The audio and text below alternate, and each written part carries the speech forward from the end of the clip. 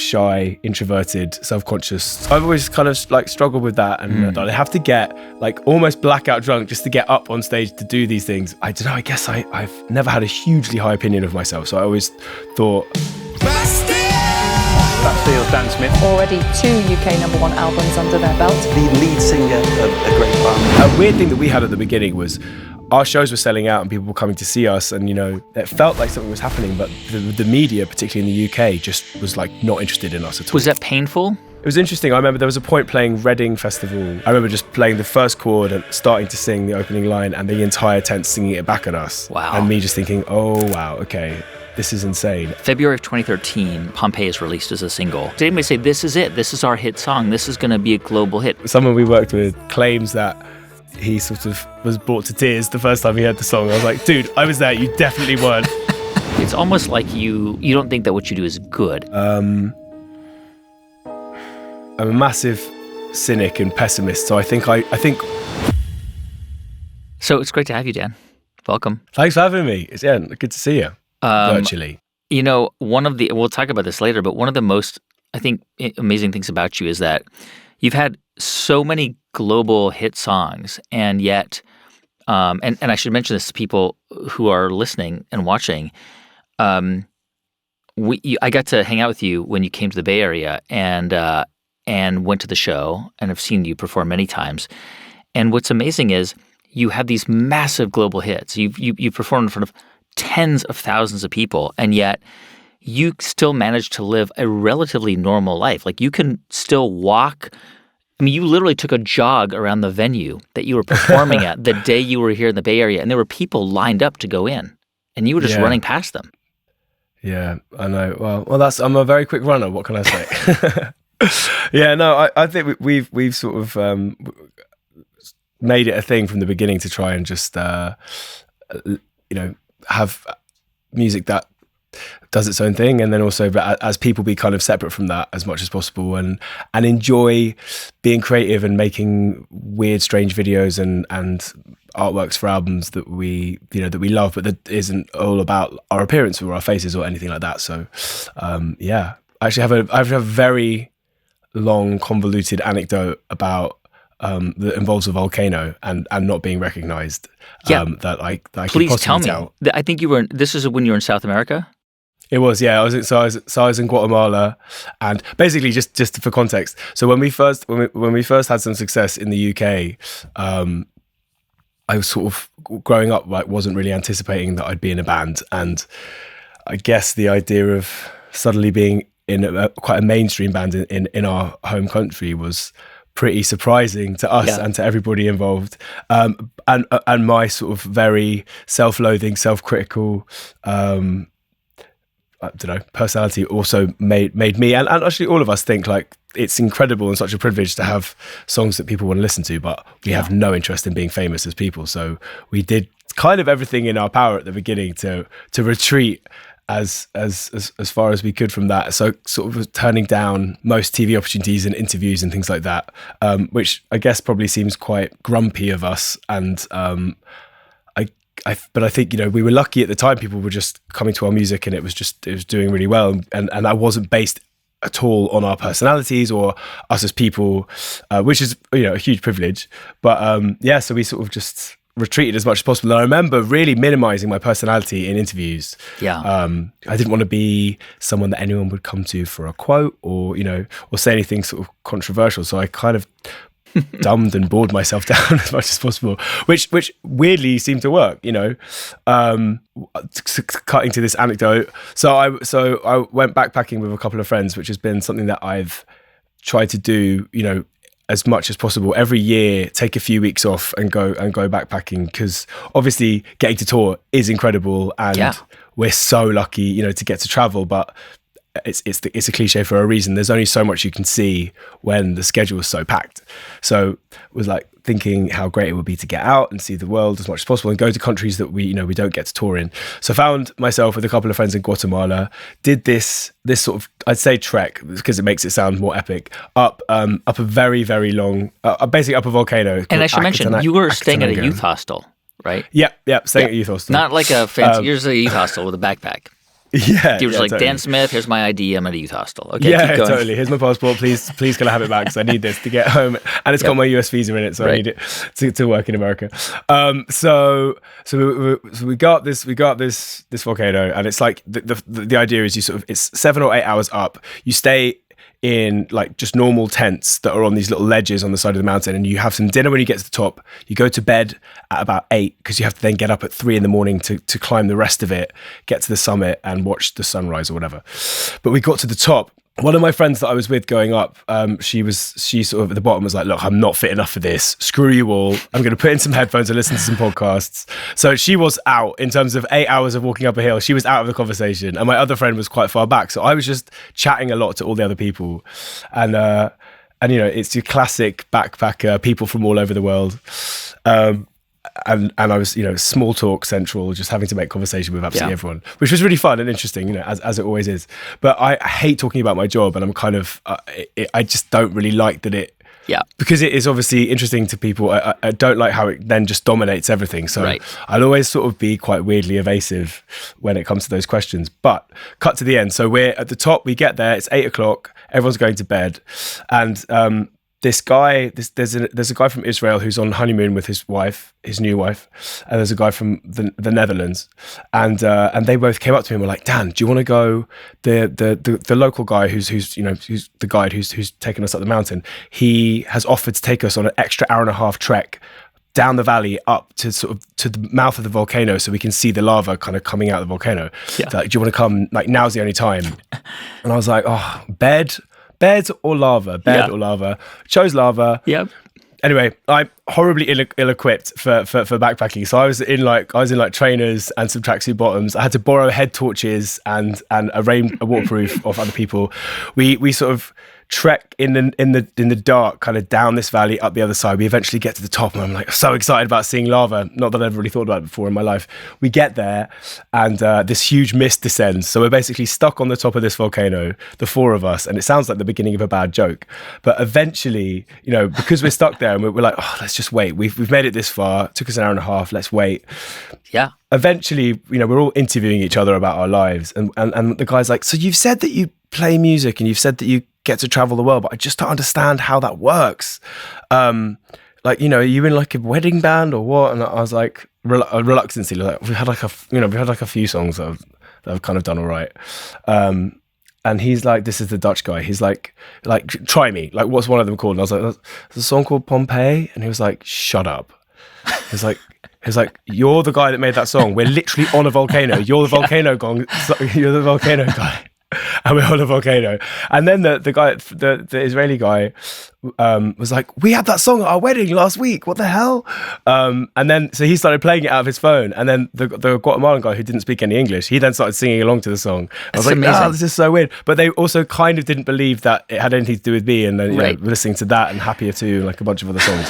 So it was just quite a weird moment where I was sitting there, my cover was blown. And then obviously all the questions, which come from a really nice place, but you know, I'm just as you can tell, not very good at talking about it. So all the questions come flooding in, and I'm up there like, no, this is my worst nightmare. I'm stuck up here with three people who desperately want to know everything about what it's like to be in a band. And it's hard because you are, I think, by nature an introvert, which we'll talk about. And I relate to that as somebody who has been in audio my whole career, because when I'm on an airplane or I meet people at an event, I really hate the question, what do you do? Because especially when I'm, you know, in a city in the U.S., because oftentimes they'll know how I built this, right? Or they'll know some of my shows. And then it's all about me, and I don't want it to be about me. You were saying before, I think because we talked about this, you were saying sometimes people recognize your voice, like when you're, you know, ordering or something like that. Yeah.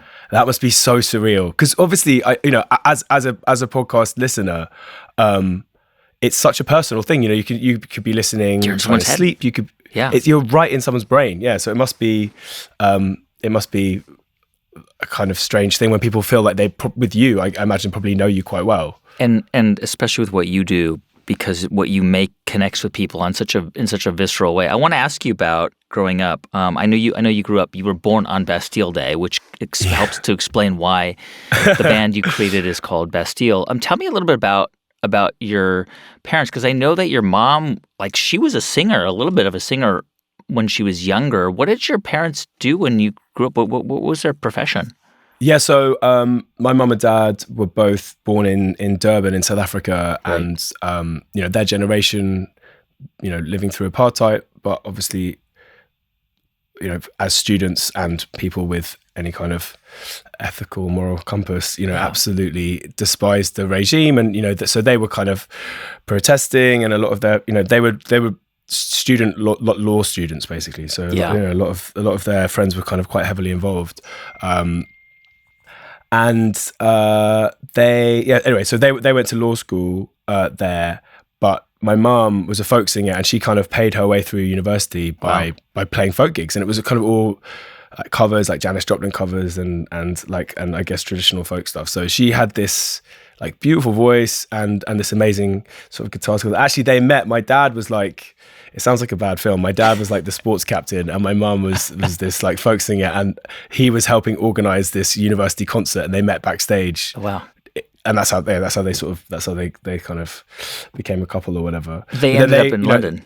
Yeah, so and I think a lot of people from their generation, kind of left the country, and so mum and dad have got this huge network of friends, kind of all over the world, in the US and in Norway and all over Europe and Australia, of people from their youth who all just left South Africa. But mum and dad wound up in London and kind of retrained, and ended up working in the city and had their sort of law careers before they had me and my sister. But so we had these sort of really, really hardworking parents who worked in the city, who we'd see morning and night, kind of in their suits or getting out of their suits. But then also my mum would get out this guitar all the time and just be playing, and there was so much music in the house that they're both obsessed with music. So a lot of the stuff they used to listen to, so Crosby, Stills, Nash and Young, and like Paul Simon and Garfunkel.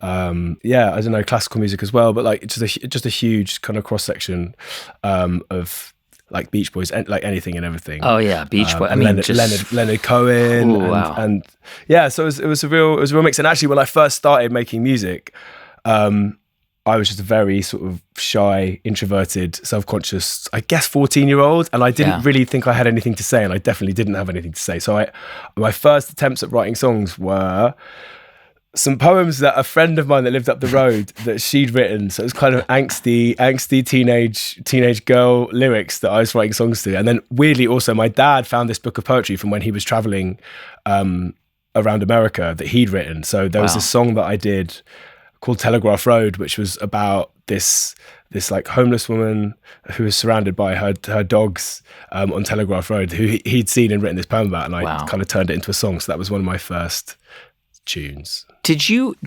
naturally gravitate towards? I mean, I have kids and they take piano lessons, and one is more kind of naturally attuned to it, and one is less so.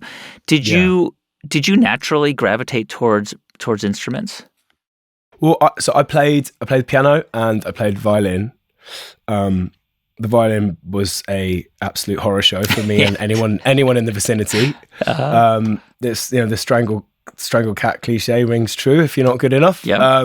But yeah, I was kind of interested in music, and I think my whole relationship with music has always been around writing songs. So I've always been drawn to. I have quite a weird voice, and I've always been drawn to singer-songwriters with slightly less conventional voices who kind of write story songs.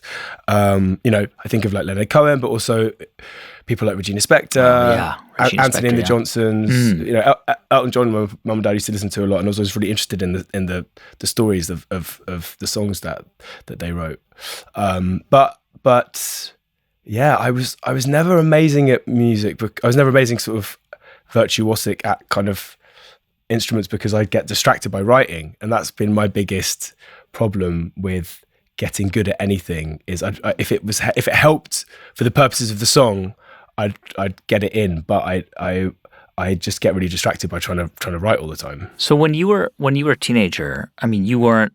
People wouldn't sort of say, "Oh, that's Dan Smith. He's an amazing pianist." You were more like in your bedroom, kind of playing around with a keyboard and writing songs quietly and not really talking about it. Oh man, it was mortifying to me, the idea that anyone would find out. And it's so interesting, being someone that loves music and hearing other people's stories and hearing about them kind of their extroverted tendencies, getting up on stage all the time at school or at college, or, you know, banging down the doors of record labels and being like, you have to hear my music. I was the opposite. I was like, nobody has to hear this. Nobody should ever have to hear this. So it's kind of wild. And still, for like a lot of my friends from school and from uni, it was so bizarrely unexpected that I would be in a band. I wanted to be a journalist writing about films. Like, I was a massive film nerd. So the idea that I'd, you know, be up performing on a stage is I think still kind of wild to a lot of people that knew me as a kid. What did you say? I mean, obviously when you're a teenager, you're in a different phase in your life, and there's some amazing music that comes from teenagers. I mean, I think Olivia Rodrigo's debut album is a case in point of incredible lyricism and artistry. What do you remember writing about? Were you writing about your own angst? Were you writing about, because I've read that when you were a teenager, which is hard to imagine, but that you were overweight and that you had a lot of body issues, which you still have today. But around that, were you writing about your anxieties and your insecurities? I wish I'd found a way to be more honest. I think I don't know. I think I was just looking to I think I was kind of writing in cliches, you know, looking around to other music and other songs and trying to find interesting metaphors. As I grew up, as I went to university, like in my later teens, I think I started to get really into the idea of story songs, and that's where I think the idea of escaping through writing came. You know, if anything, for me, it was never really about me. I think there are writers who so brilliantly articulate their lives. I think of, you know, people like Amy Winehouse who can write incredible poetry, but also weave in, you know, quite Taylor Swift facts and brands and things. Yeah, Taylor Swift as well. Like, there are so many incredible writers who articulate that moment in their lives. People who write heartbreak so brilliantly and self-diarize and, you know, chronicle their lives in an amazing way. And I think for me, it was always about, I don't know, I guess I've never had a hugely high opinion of myself. So I always thought, you know, if I'm going to write, I'll write about things that interest me, which tends to not be me. So let's write about let's be inspired by books that I love or films that I've seen or TV shows or things that have happened to friends or within like my friendship group. But yeah, I was never that kind of, I don't know. I think, you know, Lorde is another example of someone who really brilliantly and amazingly and poetically kind of articulates what it is to be growing up in a small town. You went off to study English literature at college at Leeds in the UK. I know that you did like a podcast, or you did a radio show with your friend Sophie. You even had the chance to interview like one of your heroes, Regina Spektor, who, I mean, let's just pause for a moment and just a moment of respect for Regina Spektor, who's an incredible artist. I get chills thinking about some of her songs. Edit, remember that song? You know, with Edit's the piano. Amazing, yeah. Just the way that she crafted music. What was it about Regina Spektor that spoke to you at that time? I think it was her very unique voice, her ability to play piano. So as well as being drawn to people who, you know, had I don't know, I don't want to sound rude, but like kind of less conventional voices. Sure. I also loved people whose main instrument was the piano, because that was mine as well. Like, I wouldn't have known what to do with a guitar if you threw one at me. So I think I was really drawn to her for that, and the kind of classical elements within her music, and just how I don't know, the way that she's really percussive with you know, she uses her voice. It kind of almost borders into human beatboxing, you know, at certain points, and it just was really playful and clever and smart and referential. You know, songs like Samson that give this huge emotional depth to, you know, to a classic Bible. Old story. Taking everything song. From history in the Bible and the modernity of New York and like the punk scene and like just interweaving. I thought it was, I guess where she's been a huge inspiration to me is the idea that it's all of these things in life, from history and culture and place and geography and I don't know, and biography, all kind of intermeshed and interwoven via her brain. And I think that's what, for me, the sort of best songwriting is. You can be speaking to somewhere miles away and in a time that, you know, hundreds of years ago, but or potentially never happened, or be writing fiction, but do it in a way that's really emotional and human and real and relatable and you know and funny, and doesn't take itself too seriously. But she does all that kind of with this beautiful, totally unique voice. And yeah, it's like it's pure artistry to me. And having heard her albums that are relatively produced at points, but having seen her live at the beginning in tiny venues, playing to a couple of hundred people in Leeds or wherever, just her and a piano, her capacity to have the whole attention of an entire room of people, just using her voice and her piano skills and some like hand claps, I thought was just totally sort of intoxicating. And our music now isn't much, doesn't really sound anything like her. But at the time when I first started, you did. I did. Yeah, I was writing these quite odd, linear, bizarre narrative songs inspired by her, and again I was using a loop pedal, so I was kind of layering up the piano and lots of arpeggios and weird percussion, whatever I could get my hands on, basically. You have an early song, and anyone listening should check it out on YouTube, called "Ignoring Messages." And I know you might be a little embarrassed, but it's an amazing song. I think it's one of your earliest, if not your earliest, sort of song that you released. And I hear so much of Regina Spektor in that song, and it's so clear that your influences are really starting to take shape. It's a beautiful song. I by the way, I was just blown away by it. And you're just a kid. You're like a 20-year-old kid. I guess, you were making music clearly, and you were getting better at it, and quietly, without anyone knowing. But part of me thinks that you really did want the world to see it, because you created a MySpace page, I think in 2006. And still, it was private, but anybody could go and hear it, and you weren't promoting it, but it was an outlet. And towards the end of college, there was an amazing thing that Leeds, the town I was in college at, their council did this thing where every year 10 artists, they'd give kind of 10 artists the opportunity to record a song, and they'd do a photo shoot and a little interview, and you'd have to, you'd be put on the bill at a gig at a quote unquote proper venue. And in our second year of university, some friends of mine who were in a band had won it, and we were all so excited for them. And then the following year, a couple of friends entered some of my music that they'd managed to get hold of into this competition, and I was one of the people that won it, which was a huge shock to me, and it kind of forced me to then think about, because before then it had just been, for me, it had been recording music. I had this like 12 track, and I was making these demos and layering stuff up, and burning these CDs and playing them to a very, very select set of people.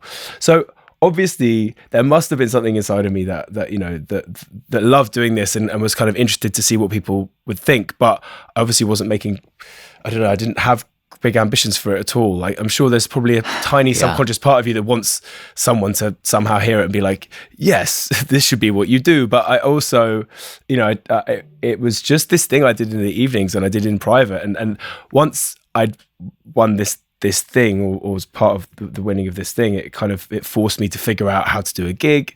And for me, I think back to it now, and it was kind of ridiculous. Like, I sort of dipped my toe into the water of doing a couple of open mic nights, and I was so not up for it that I'd have to get like almost blackout drunk just to get up on stage to do these things, which was terrible.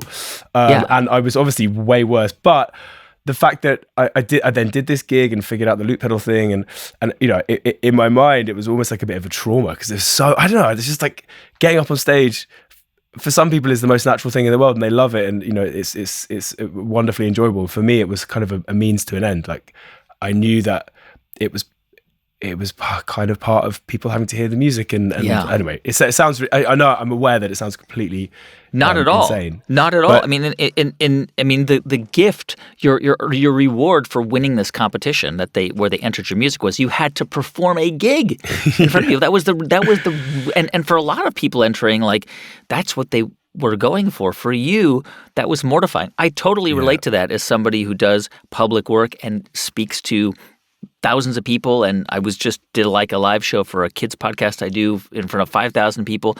Wow. It doesn't matter how long I've done it, I still get nervous, and I totally understand that feeling of being terrified, mortified. And how did you mentioned, early in the early days you would just drink alcohol because you didn't know how to deal with it, but eventually you couldn't do that. How did you cope with with just the fear of going up there in the early days.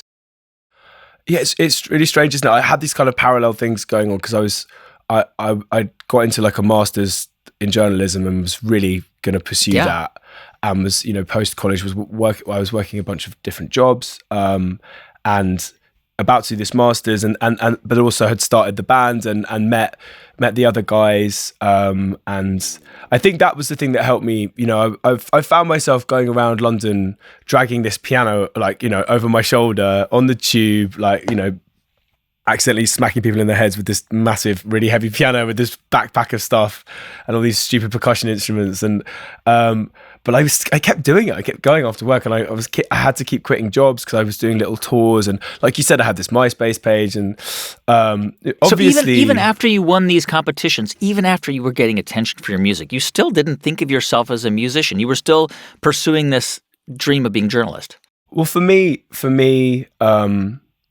growing up, I obviously, there was so much music that I loved, but I wasn't a massive music nerd in that I wasn't like reading autobiographies and biographies, and I didn't really know or understand anything about, you know, for me, music, these were just, you know, cheesy sounds and soundtracks to moments in our lives, and, you know, things that friends recommended, and, you know, I went to gigs, but not like voraciously, and so I I just quite naively didn't really have any concept apart from, you know, with friends of mine who were in bands of like what that kind of journey or struggle or ambition, like what any of that would be. I didn't really have it as a narrative in my head. I was like, my head was so in film, and it was in what it takes to make a film and to write a film, and that whole process, that it didn't register. You were actually a film geek, not a music geek, like David Lynch and Stanley Kubrick, and right, that was your world.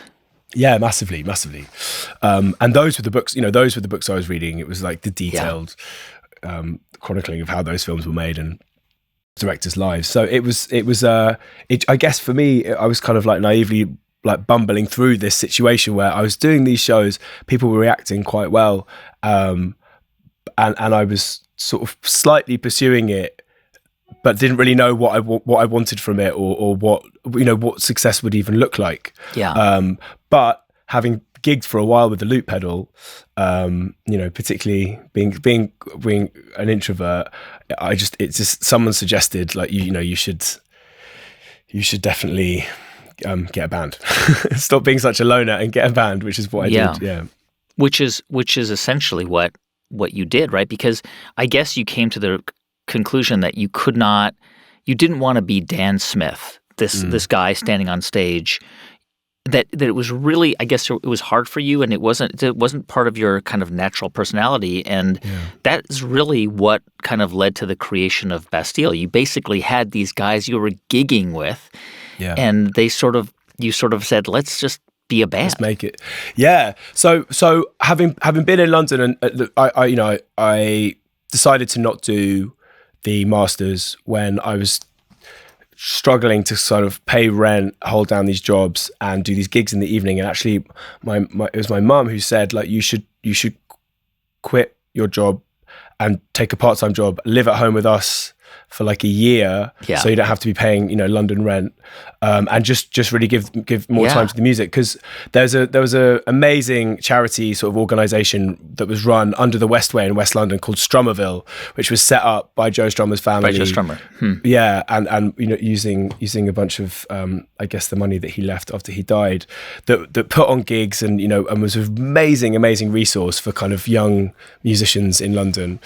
And they put me in touch with Elton John's management company, who at the time took me on for a little bit, and that was just us starting Bastille. So that was a kind of interesting also moment of, right, maybe I shouldn't do this masters, like maybe there's something that might happen here.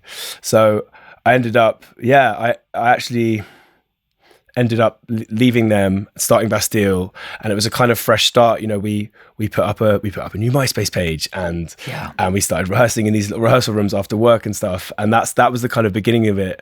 And it was really interesting, I guess. You know, for me, I'd been doing it for ages, but from when we started Bastille, it was that, and from the moment we put that page up to kind of, I guess, the moment we released an album and got a record deal, that was relatively quick in the grand scheme of things. I've met your bandmates Woody and Will and Kyle, and what's remarkable, and anyone who follows you on social media, what's remarkable is you spend a lot of time together. Like, you're not just, because a band, I mean, as you know, I do How I Built This, which is a show about business, but a band in a sense is a business. It's a partnership. And oftentimes that partnership it breaks down, or it's really just transactional. But it's remarkable to me how much you all spend time together that is not connected to music making. Like, you go hiking together and you go out together, and it's amazing because these are not people that you grew up with. Like, you met Woody and Will and Kyle like after you graduated college. Yeah. And yeah, through friends and through music. And I think, but we were suddenly like, it went from this thing that we were all really excited about and passionate about, but we're working really hard at, but didn't seem to be going anywhere for a year or so. Yeah. So suddenly it just, like with these things, it takes over your life. And obviously it's a really good job that we're all friends and we all get on really well. But these work, they're not like school friends or people that we don't have sort of super old bonds, but now we've had 10 years of, living on buses together and being in vans and sleeping on floors, next to each other and all that kind of stuff. I think it's interesting. Early on, we played some shows with some much bigger bands, and it was interesting seeing them kind of helicopter or private jet in separately, get into separate cars, and all kind of drive up to stage and then go on and do their thing. And obviously, our ambitions were never there or that. But I think there was a little bit of us seeing that at the time. It was like, oh, that's kind of like, I get it, but it's kind of sad. Like, I think particularly given that we were all crammed in a car and like sleeping on our sound guy's floor in Birmingham. There was this kind of bond that existed, and to see where inevitably it would go if you were to get that big, but to see that, I think there was a part of us, even from the beginning, it was like, let's never let that happen. Yeah. I think anybody who who's been exposed to like brands that release mixtapes or music or artists, like you'll see a bunch of artists or the next big artist or the next big thing. And there was I think you had some music released by like a Mercedes-Benz. And then at a certain point, the band was signed. You were signed in 2011 by Virgin. But we should be really clear, like by no means does that guarantee success. Like the vast majority of artists who are signed, they may be incredibly talented, but they don't, for a variety of reasons, their music just doesn't stick. When you were signed by Virgin in 2011. Yeah. I mean, which is a big deal because it's a major label. But did you think that this was it? Like, we've made it. This is going to be our career. We're going to make a life out of being musicians. We're going to earn a living from this. Or did you think, well, let's see if this works, and if not, I've got this other thing I can do. Journalism, maybe. Yeah. Well, I'm a massive cynic and pessimist, so I think which is crazy because you don't come across that way, but I hear you. Yeah, I think when it comes to us, though, I think I just always expect things to crumble and wither away at any moment. So I think I obviously, I'm sure for kind of subconscious self-protection reasons, I've always, every time something good happens, I'm like, well, it's gonna go to hell. Yeah, which I'm sure makes me so much fun to be around. Yeah, but I think there's definitely a myth. I think in the kind of London music scene, at the time, getting signed to a record, getting signed or getting a publishing deal, that's sort of the holy grail. It was like the next logical step, and of course, coming with that, particularly at the time, was very much, I don't know, this assumption that maybe that meant that you'd made it. But like you said, I know I'm massively guessing, but like maybe 1 in 20 artists that get signed properly get to release an album and have something that goes on. I mean, that's the most ridiculously stupid made up stat. That's definitely not true. But we the reason we signed to Virgin was because my best friends from university, who were in a band called Kid Id that then became 𝐥𝐤𝐤𝐞, they'd signed to Virgin, and I just loved the idea of being on a label with my mates, and they're an interesting example. Like, they ended up getting let go by Virgin, in the sort of same time that we were there, and they ended up self-releasing the album. But that's an example right there of they were like our best mates, and we literally signed to that label to be on it with them, and ended up not being. But at the time, Virgin was part of EMI, and these things changed so much. All the sort of constant churning of the labels and the major labels, but there's a small roster of people, and we were given the kind of time and space to just keep releasing EPs and releasing music, and I was like kind of indulged in not wanting to be in the videos that much and wanting to make quite strange, surreal, cinematically inspired music videos. And I feel you hear quite a lot of examples of people having a really rough time with major labels, but particularly at the beginning for us, it was pretty great. We were given the space to be quite creative and to get to a place where we've released Pompeii and released the album. There wasn't an expectation that we'd sort of out the gate be having big successful tunes, and it was, I think again we were signed under the expectation that we were a slightly weird pop band that made kind of indie music, and up to that point it had been entirely DIY. We'd sort of made the videos and designed everything ourselves, and had been, I guess it was at the time where like music online had its space. There were all the music blogs, and there was like Hype Machine, and we were putting out mixtapes, but then we were also gigging and touring our asses off as a kind of DIY indie band, driving up and down the country, and like I said, sleeping on floors and all that kind of stuff. So we had these sort of two coexisting states of being, and then it was interesting seeing them intersect when we would play shows, and suddenly people would be singing along to all the songs that were on the MySpace page or on SoundCloud or whatever, and tangibly feeling that connection that that started to arise, which was obviously really satisfying. And I mean, I wonder, how did you, certainly in those early days, right? Because I think you released your first debut, the debut single was Laura Palmer, and the video is so fun, and obviously a nod to David Lynch and your influence. Twin Peaks and Mulholland Drive. But that was a period of time. I mean, this is sort of a 2-year period before Pompeii, which we'll talk about in a sec, where you were kind of gradually finding an audience, but you were still a small indie, relatively obscure band. I mean, the album Bad Blood, I think it or the first track, I think it hit like number 90, which is pretty great in the UK. But you guys were playing Glastonbury, the Isle of Wight, the Reading Festival. I mean, big festivals, probably on smaller stages, very small stages. Yeah. How did you cope with going to these big festivals and being on these smaller stages where you were still introducing your music to probably most of the people in the audience still didn't know it? Was that...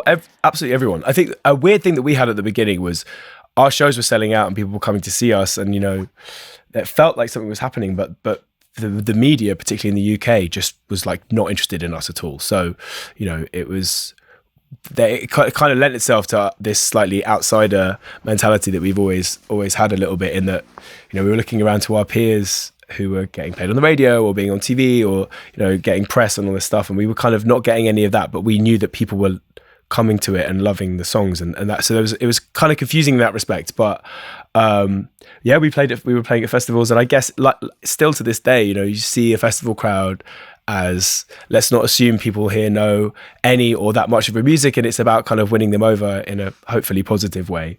But Kyle, our keyboard player, his job at the time was building and packing down the stages at festivals. So there was one time we played at the Isle of Wight festival. He was the roadie too. Yeah, he was. Yeah, so we played at the Isle of Wight festival on this like small little tent that he'd built. And then he had to like take off his overalls, get into his like jeans and t-shirt, come play the gig, and then we finished the gig and it was like back to work. But it was interesting. I remember there was a point playing Reading Festival when we had a song called Overjoyed that had come out as part of an EP right towards the beginning, and that was a real moment of walking out on stage and this tent was completely packed. And Overjoyed is quite a weird song. It's a kind of piano song with these sort of tripping, skippy electronic beats, and I remember just playing the first chord and starting to sing the opening line and the entire tent singing it back at us. Wow. And me just thinking, oh wow, okay, this is insane. And then we went straight off stage upstairs into the BBC Radio 1 treehouse, and we did a sort of TV session for that of another song of ours called Bad Blood, and kind of going from one to the other. And two of the quite big DJs from that station were hosting the event, and they sort of knew us but were like, oh wow, I don't know, it just felt like we won them over and won the crowd over, and that was a real kind of pivotal moment for us. where suddenly our music started getting played on Radio 1, which is quite a big deal here. Yeah. And yeah, we had our first like proper amazing festival set. February of 2013. So this is like more than 6 or 7 months after your debut album is released on Virgin. Pompeii is released as a single. And that song not only blows up in the UK, it becomes a global hit, a massive hit, one of the biggest songs for the next 18 months. Before I ask you about the reception of that song and your reaction to it, I want to understand how sort of break that song down and how you thought about composing that song, because it is so catchy, you know. Oh, forgive me because I'm a terrible voice, but that sounds better than when I sing it. and the falsetto at the beginning, you know. I was left to my own, and when you wrote that song, did you think about how you could craft something that would connect with human ears, or was it just? I mean, break it down for me. How did you think about it when you were writing it? So, I guess. Like I said before, because I didn't kind of grow up studying songwriting or songcraft or music, I'd never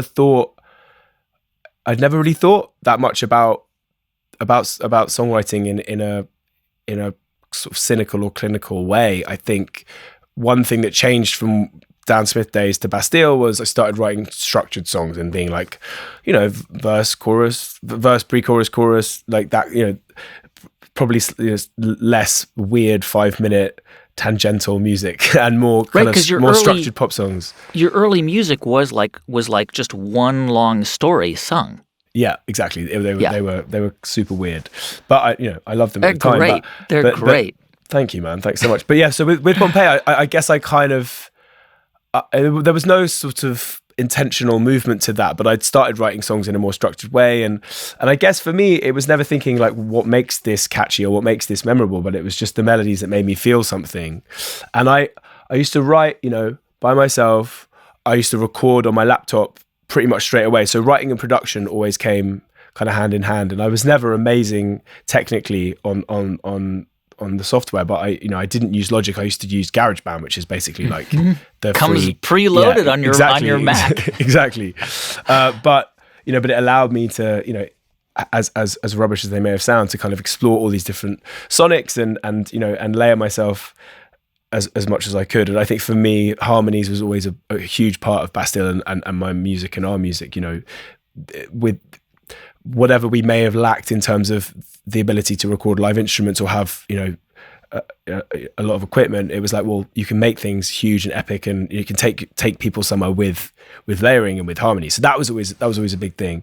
And Pompeii, I think, you know, it would have been one of those songs I was writing, you know, at the time, like either after work or like when I was staying at my mum and dad's house. And I remember it came about because I'd been reading a book and seeing these, you know, the images of the famous images of people, you know, Pompeii, the victims of Pompeii, and the idea that they were kind of stuck in these positions forever, and the stasis that came with that, I quite sort of simplistically aligned with where I felt I was at in my life at the time, and I felt like I was rudderless and directionless, and that time was sort of slipping by and I wasn't really achieving anything. And so I felt like they were a kind of potentially quite funny metaphor for the stasis I was feeling in my life.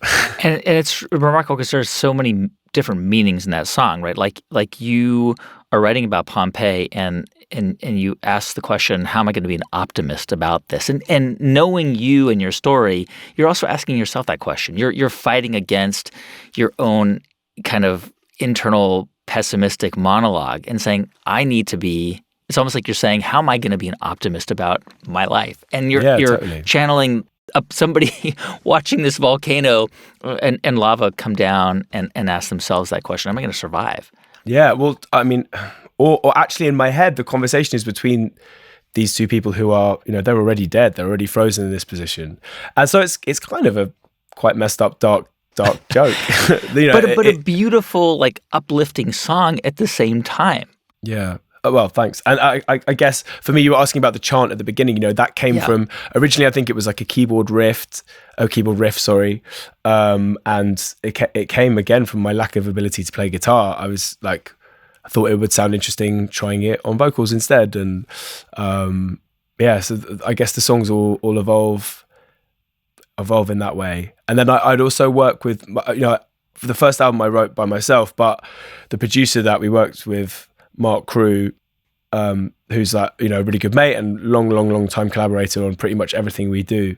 But he, for me, was always, we didn't write together at the beginning, but I'd play him stuff and he'd be a kind of trusted ear.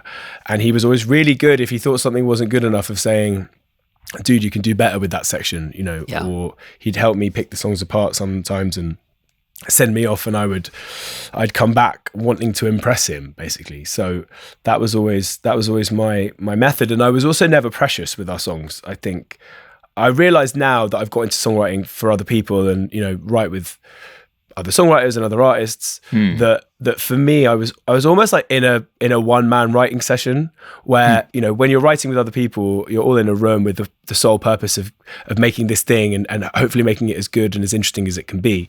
And I was there, often a song would come and all these ideas would form, but I would record and write, maybe 6 or 7, 8, 9 sections, and then have to kind of self-edit and like re-puzzle it together.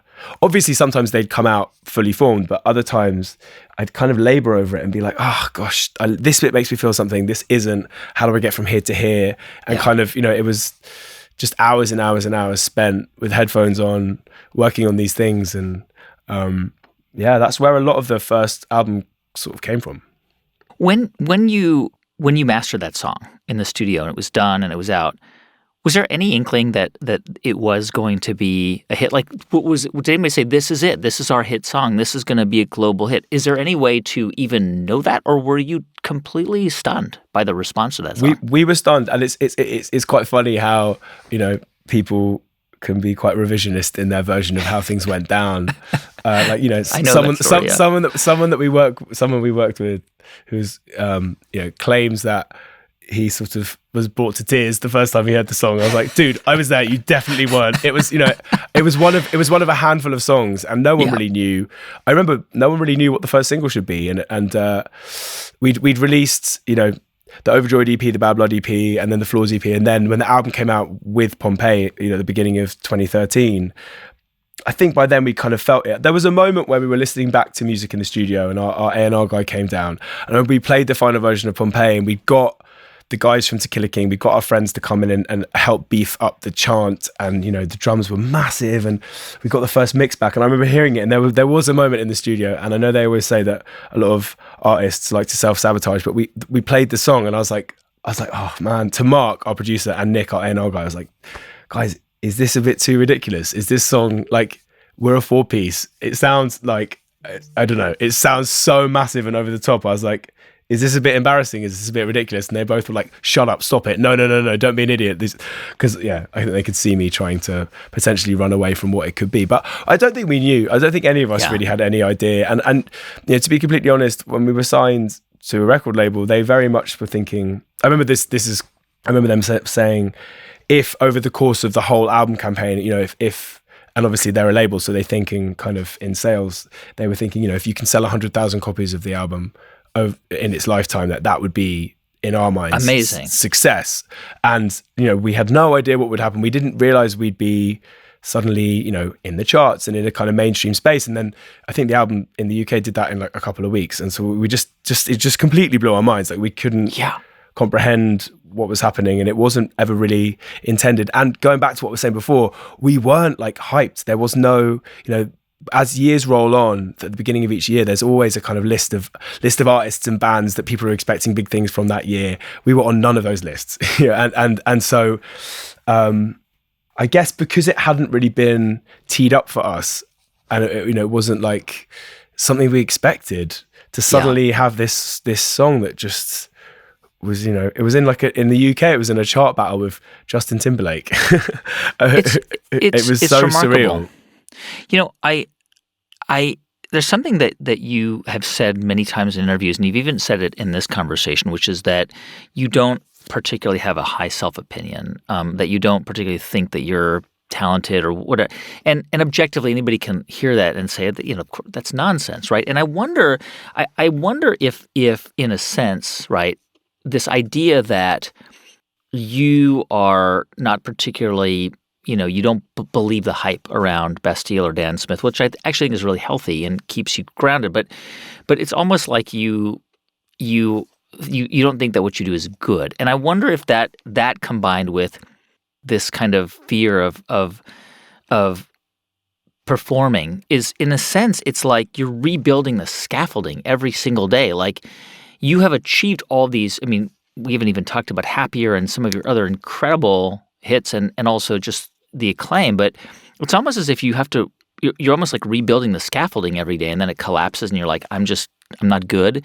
And then where do you, I mean, not to sort of psychoanalyze it, but I mean, where do you think that comes from? I mean, do you think it's a defense mechanism to keep you grounded, or do you think that you really believe that you're not as talented as other people might say you are? Yeah, I don't know. I think it's probably. I'm sure there's a bit of defense mechanism in that. I think early days in the UK music press, particularly at the time, were pretty brutal to us as well. Yeah. So I think that was quite weird for me to have. Was that just painful? Quite yeah. I mean, to have quite naively been building these songs that were probably you quite cared about, quite earnest, but it was just what we were doing. It was like part of our, this was just like a huge part of our lives. And then to see that reacted to, it was a real like wake up moment, because, at that point I was someone that, would read like a lot of music journalism at the time. Suddenly, I guess you can kind of divide in your head your life and that thing. And suddenly when those things intersect, and they're not positive, that was a real shock. And I think I definitely believed them, because for me these were a lot of the kind of journalists and publications that you were read and form my opinions of, and there was one particular, I know it's such a like lame cliche to have been affected by a bad review, but there was one really nasty one in the newspaper that everyone that I know, like all my friends, like my family, all like family friends, like people that I barely know, but would have been reading, and it was like the full back page, a big photo of me and like a 1-star rinsingly horrible review. And it was one of those things I remember reading it and thinking like half of the stuff in here is I think it was just a bit of a like they just didn't like us and they came to a gig to just take us down. And it was so funny reading it, because loads of the sort of things in the that they were saying about us kind of weren't true. And it was like, they've not really mentioned the gig. They just really wanted to have a big old pop at us. And I wish I was better at, there's a version of my life where that would have just rolled off, rolled off my back, but it didn't. And obviously it got in my head, which was a real shame, because it was like just after the album had come out and gone to #1 and was doing really well. And we'd gone to the States, but this thing just like played on my mind. And it's so lame. I wish I was more chilled out. I wish I was cooler, but I think I believed it, and just kind of that's really stuck with me. It's a human reaction. You're talking about a review from The Guardian, and I read that review, and it was from when the first record was released, and the critic writes, "It's hard to work out why these songs have made a greater connection than those of hundreds like-minded songwriters," calls it mildly melancholic piano ballads. That album that he's writing about was the biggest selling album of the year, digital album of the year. And it's hard, because I'm the same way. When somebody says a mean thing or criticizes how I built this or my other shows, I do focus on that. And I think it's both a weakness, but it's also, I think, a natural human trait, because we're like, why? What did I do wrong? Yeah. Even though hundreds of people and critics liked the album, and clearly audiences liked it, we tend to just focus on that negative review. I know it's ridiculous, isn't it? And I think as we've progressed, the reviews have become nicer, but I like to think I care less, but I've just there are so many cliches that exist of like, don't read them, whatever. But at the time I did, and it happened to really get in my head, and I guess like potentially preys on any insecurities you might have and kind of exacerbates them. And so I think we had this really strange period at the beginning where suddenly, this song was huge and this album was big and it was taking us all over the world. And it was just such a privilege to get to basically chase this record around the planet, to Australia and to Asia and, to South Africa and America eventually, and pretty much every continent. It was wild and it was amazing. But I in the back of my mind was like, this is all going to fall apart in a minute because I'm terrible and we're terrible, which was I'm sure again a lot of fun to be around. but yeah, definitely led to it didn't help with my already existing self-loathing. I'm curious about your process and how it's evolved, because in the early days it's you in your bedroom, right, playing a keyboard, and then it's you in your college dorm room and putting some things up on MySpace, and then eventually you have a massive hit and you become a public figure, even though you have managed to very successfully also avoid some of that because you're part of a band. But you are. I mean, you go to awards shows and collaborate with some of the biggest artists on the planet. And so I wonder, when it comes to your creative process, right, when you think back to being a teenager and kind of drawing from movies and weird things around you to where you are today and where you began to move towards after you really started to find a massive global audience, where were you finding your sort of creative spark? Where were you getting it from? I think from when Pompeii became big and the album came out, I think like a lot of people who are lucky enough to to spend their lives making things or making art or making music, I think you're always really obsessing over the next thing, and so the album was out and it was doing well, and things were delayed at that point, so we had a kind of year in the UK and around the world, and then a full year in America as well, touring, and as Pompeii was becoming big there, like as often happens, it takes a long time. But in my head I was like, right, let's make a mixtape, let's make another mixtape. I've already started album 2. In my head I was kind of over it and on to the next thing. So there was definitely that. But I've just completely deviated from your question. Sorry. Yeah, no, I mean it's just it's interesting because you're talking about where you look around for creativity, where it comes from. I mean, I think at the time, I always had this luxury of being able to look to things I thought were interesting that weren't necessarily involving me.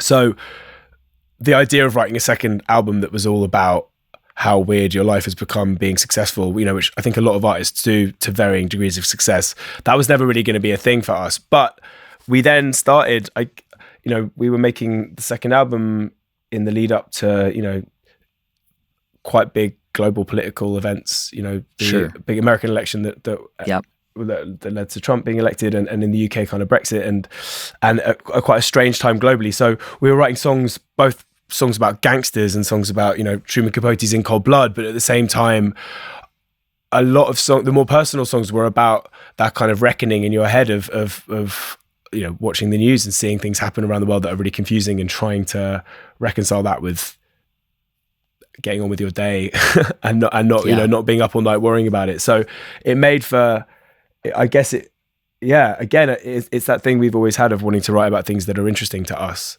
And so I guess real life kind of crept in quite a lot. There's a weird combination of fiction and that. And I think from our second album onwards, we went a bit more conceptual with our records and what they were about. And that's always been a really helpful framework for me to write within.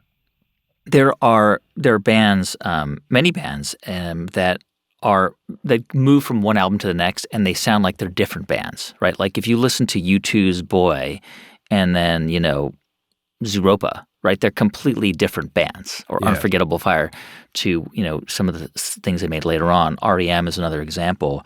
How do you think about change from record to record? I mean, you, I know, are a big fan of pop music. I love pop music. Pop music is popular for a reason, because it's really good and it connects with us, and it's catchy, and it's always been the case. And you sort of straddle this world of indie alternative pop. I think of the Sirius XM stations, that I hear you on all three of those stations, the alternative, the indie, and the pop stations. Yeah. So how do you think about when you craft music and when you go from one album to the next? How important is it to you that you guys sound different, that you really push the boundaries of experimentation? Well, it's always been really important to me, but I've seen over particularly our first three albums what I thought was us being really different was often not received as that. And I think potentially my songwriting and my voice over the top of anything make it sound, because I'm kind of laboured with this quite distinctive vocal sound. I think it means that our music maybe sounds more similar than it ever did to us, and I'm sure that's the thing for a lot of bands. But if you listen to the first album, if you were to take my vocal off, there's Pompeii, which has huge chants. There's Things We Lost in the Fire, which is like, big toms and huge strings, and then really electronic stuff as well, and real weird minimal vocodary moments. So for us, there've never been really any boundaries within our albums, and we've always wanted to bring in elements of kind of rock and of pop and hip hop and experimentation and electronic music. I think we've always pushed. I think on our second album, we were like, right, every song needs to be completely different. Let's do like a heavier rock song. Let's try and do like a big, ballsy, like brass-led sort of hip hop tune. But I think where we maybe fell down was as soon as you put me over the top and my songwriting, it brings it into that world. Our third album was meant to be this kind of escapist rave record about, the apocalypse is happening outside, and I'm going to choose to ignore it for the night by having a kind of house party with friends and try and shut off from everything that's happening, which was probably quite reflective of our lives at the time. But that one as well, it was like, right, let's take it to a more kind of, let's bring in more kind of dance influences as well. And on our fourth album, Give Me the Future, it was like about making a retro futuristic science fiction via music as well. So it's been, I don't know. The experimentation has always been really important to us. In and amongst that, we did 4 mixtapes that, that were about collaboration. They were all about collaborating with different artists. We were fortunate enough to work with people like 𝐦𝐤𝐬 and Lizzo and, a whole host of different artists across these, from spoken word, rappers, vocalists, producers. Those were all about like, let's take whatever people's expectations of Bastille are. And like you said, we're a band who have had some really mainstream moments, and then a lot of other moments that haven't been at all.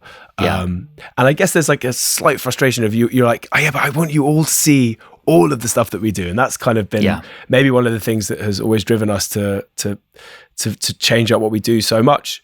We did the mixtapes are the kind of much more sort of produced electronic, like Frank Ocean Weekend inspired, free albums. And then our albums are what they are. And then there are, we've had like a reorchestrated project that we've worked on for years, which is basically working with a friend who's a composer to entirely deconstruct all of our songs and build them back up, recorded, totally restructured as a kind of classical and gospel thing. So like, I think it's, I don't know, maybe that criticism at the beginning kind of always drove us to want to constantly try and redefine who we are, what we are.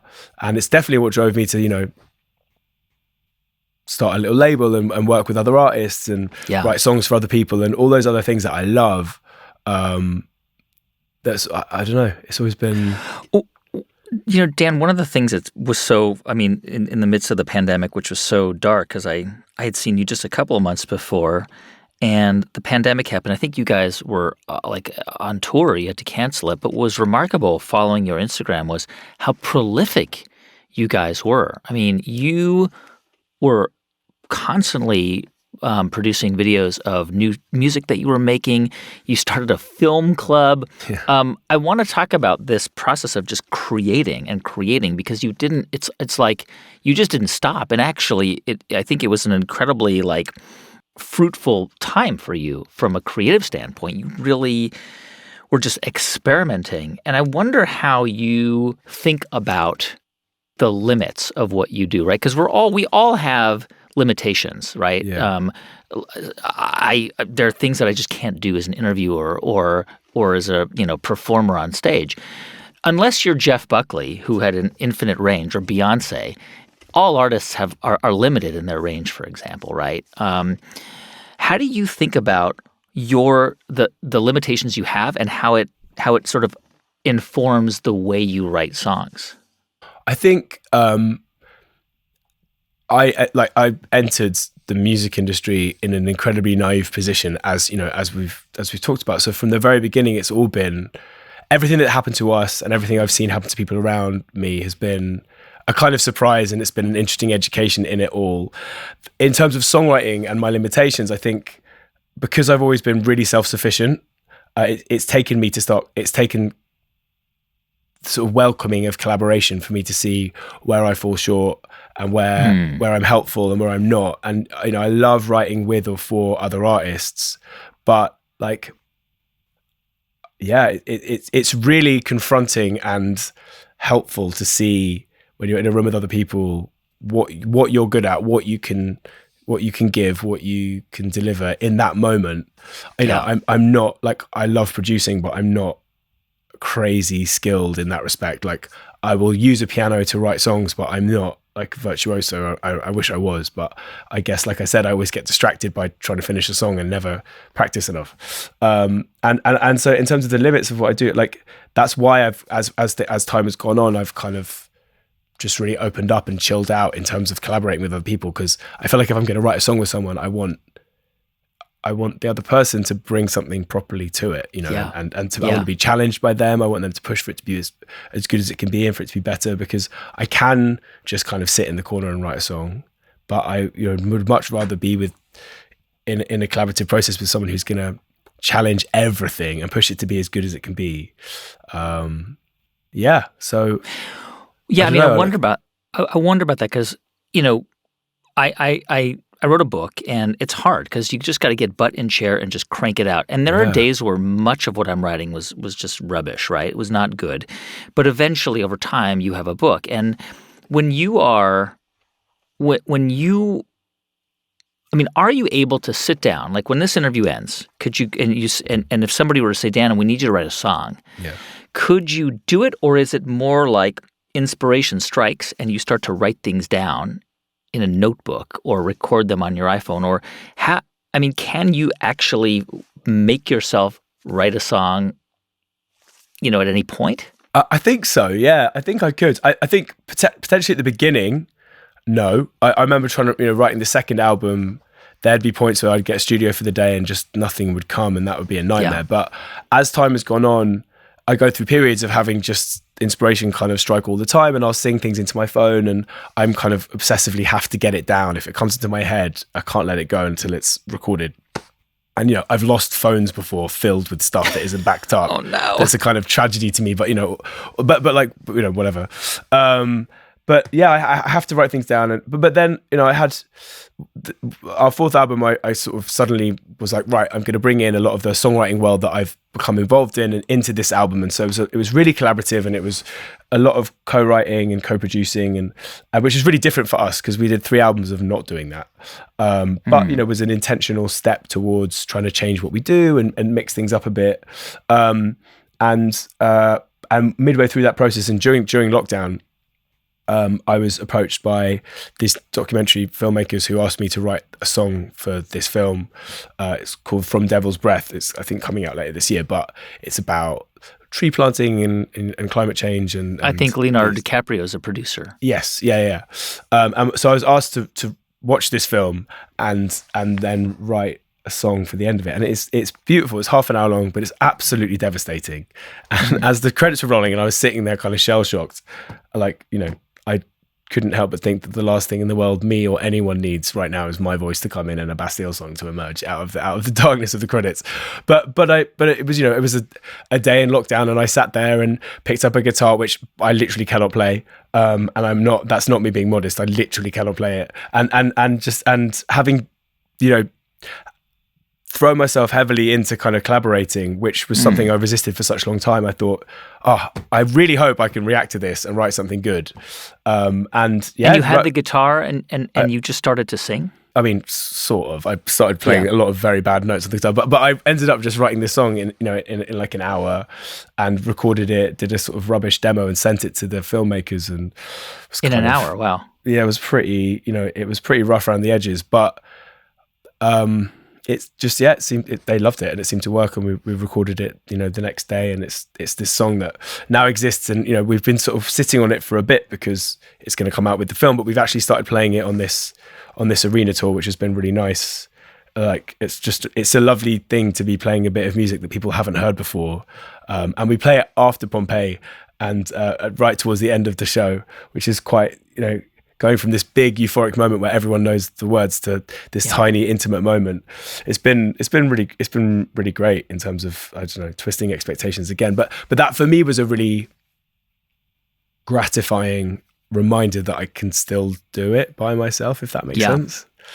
You also don't write necessarily about yourself, right? You're sort of embodying a character, other voices, or other characters. Do you walk around with a notepad and jot ideas down, especially when you're thinking about lyrics?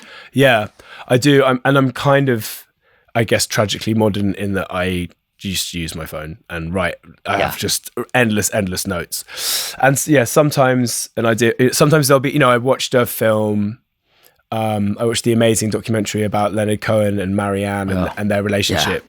And so I'd written loads of notes while I was watching it and had thought about it loads and was listening to loads of Leonard Cohen.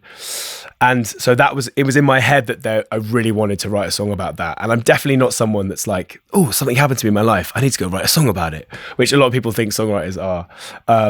But it was that film. And anyway, I ended up doing a Zoom session with this amazing songwriter, who's based in LA, over lockdown. I wrote with him and I kind of had this idea. And again, this song just like popped out and he really helped kind of shepherd it to being finished in the couple of hours that we were on Zoom, which was a real interesting lesson in how, that's not the ideal way to write a song, but there's this song called Leonard and Marianne that I absolutely love. And it's one of my favorite things that I've ever worked on, but it came from, this weird, pandemic necessitated, I can't talk, sorry, but this just the necessity of the session, this bizarre Zoom session, but I think there's definitely autobiography stitched into a lot of the music, but often I would kind of use pop cultural moments or stories to kind of help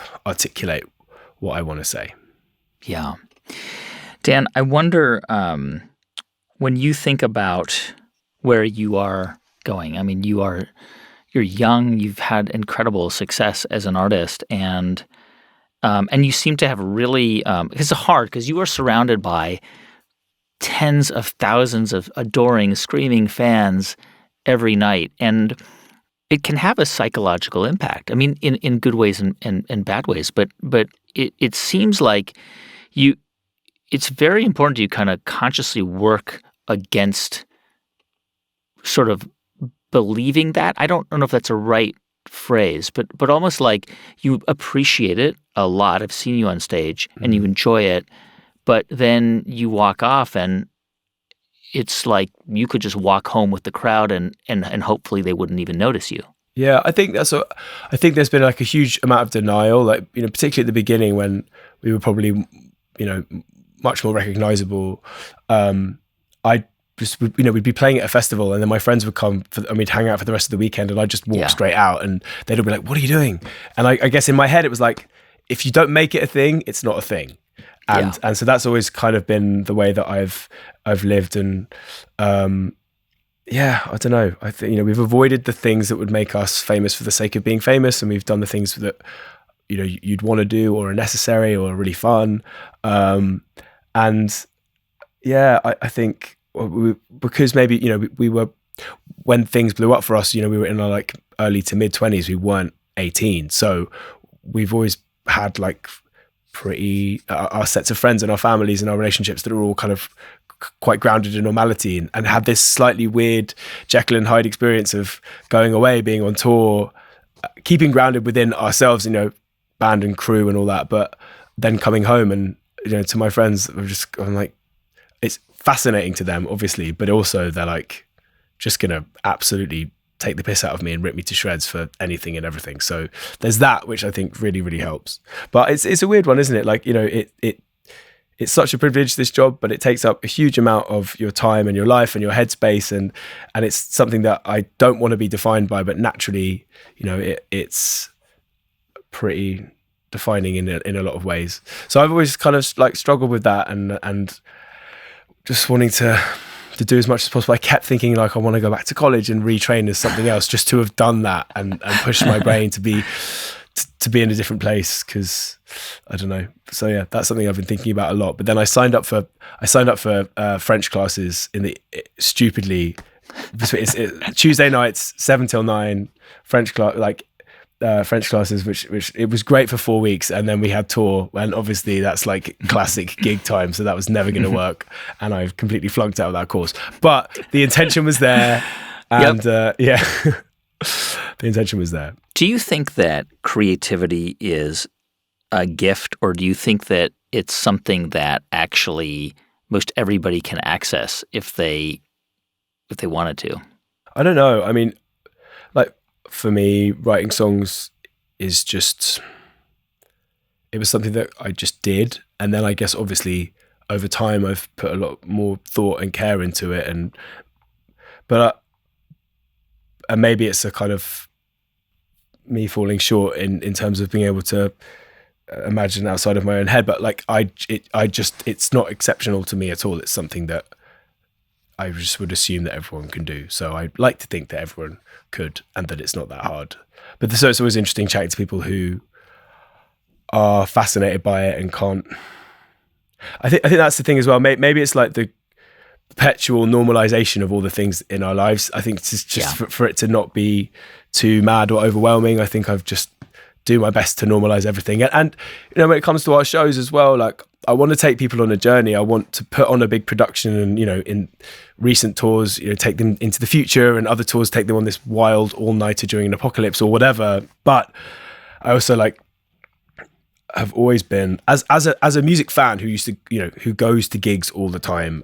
I don't love the barrier between artist and audience, and so we've always from the very beginning done our very best to kind of break that down, get in the crowd, just chat to everyone all the time, and not create any kind of weird separation or barrier, because that for me feels weird. And it's potentially why, I don't have any, there's a lot of other people in bands and artists and musicians and, people who work in entertainment that I kind of know, but they're not like my closest friends, because I think there's something in some people who have success that I think is, I don't know, a bit weird.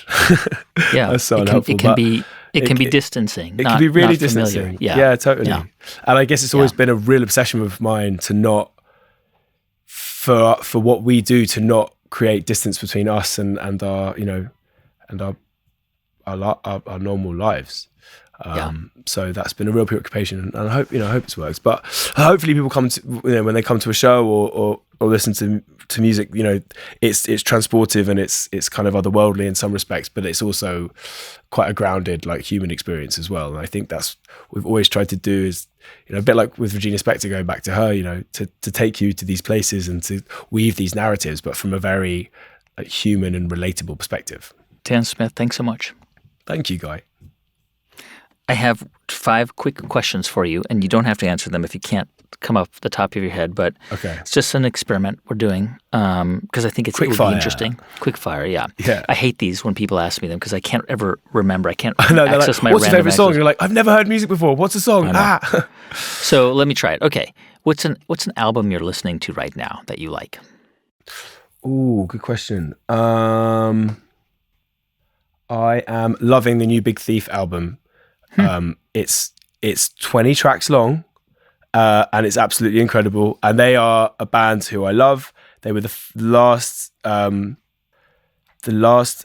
that I saw live a week before lockdown hit in the UK, and I also got to see them recently as well. So it feels kind of weirdly cyclical to have seen them so much. But it's called Dragon, New Warm Mountain, I Believe in You is the name of the record, by Big Thief. What is a book that you've either read recently or maybe in the past that inspires you or you really loved? The Overstory by Richard Powers is from a few years ago. I think is just like amazing. It's like incredible, and I could not recommend it more highly. Go-to restaurant when you're at home in London? There's a Vietnamese spot on Bermondsey Street in South London called Cafe House, CAPHE House, and it's like it's their coconut Vietnamese curry is like amazing to die for. What is one thing you always pack in your suitcase or your luggage when you travel? Ooh, good question. Pants, obviously. I like to try and take I try and take a load of books, and I never read them, unfortunately. Comfortable pair of shoes? Do you have a comfortable pair of shoes? Oh, my Vans, yeah, my old dirty Vans, yeah. What is your go-to junk food? Fried chicken, probably. Wow. The absolute best, but also like pizza. I mean, I'm completely obsessed with food, and the unhealthier the better. So Mexican as well. Any like most Asian cuisine. That's impossible for me to pick one. You're a runner. Do you go barefoot running, or do you do like big, thick soles? Yeah, thick soles. I'm not a barefoot runner. Are you? Yeah. I've never done it. I don't run barefoot. Like I use like toe shoes. The little toe shoes. Yeah. Do you have like a preference for the kind of running shoes you like? I've just got these really comfy Nikes that have like it's essentially a big sole that's like got a bit of material holding it to your foot. So they're kind of really breathable but super comfortable. And I've done, I did the marathon in them. I've done a half marathon in them, and they're my they're actually, that's something that's always with me on the road. A place you go to get away from it all. It could be in London, a park. It could be a hike. It could be another city or country. I think maybe the cinema. I know that's a weird answer, but I think that's answer. Just wherever you are, generally there'll be one, and for an hour and a half, or these days 3 hours, it can just take you somewhere very far away. Favorite hotel? I was thinking of the Madonna Inn. Have you ever been there? Yes, in California. It's awesome. It's totally mad. I went on a road trip with some mates in San Simeon. Yeah. Or San Luis Obispo. Yeah. Down through California a few years ago, and it was like one of the best couple of weeks of my life. But we were like, Madonna Inn was like high on our list, and it's just the maddest, most surreal place. I loved it. The Flintstones room or whatever. It's amazing. Yeah, that's a great choice. Dan, thanks again. It was great seeing you. We're going to try to come see you in LA. Amazing! And hopefully we can go down there and bring the kids, and you'll see a familiar face down there. Even though I know you know lots of people. So that'd be brilliant, man. That'd be so good to see you. And Thank you so much for having me. Always welcome to come to our house for dinner. Oh, cheers, man. Thank you. Bo says hello, by the way. Sends his love. I will say hello. I'll send him a note. Okay. Nice Cheers. one. Thank you. Cheers, guy. Thanks so much. Take care. Bye. Bye.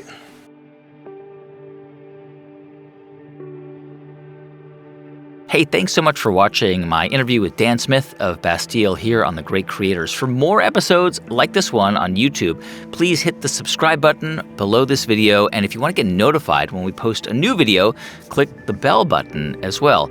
And you can find all of our episodes and links to resources at thegreatcreators.com. Thank you so much for watching. I'm 𝐥𝐤𝐬𝐬. This is The Great Creators, and I'll see you right here next time.